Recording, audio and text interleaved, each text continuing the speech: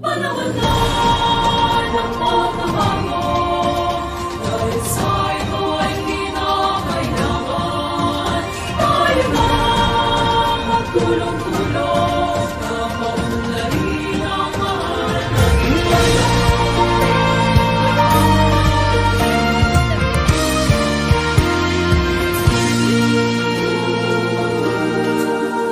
Panahon na ng pagbabago, dahil sa ito ay kinakailangan tayo na magtulong-tulong na paunlarin ang mahal nating bayan.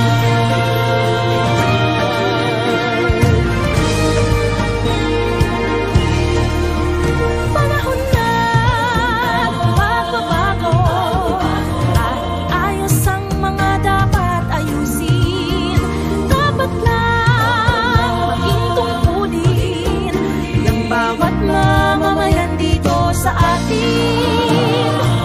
Ng pagbabago patungo sa pag-asenso, magsikap ng mabuti at nang guminhawa tayo bago malaki natin sa mundo at ipamalas ang bagong Pilipino at bagong Pilipinas.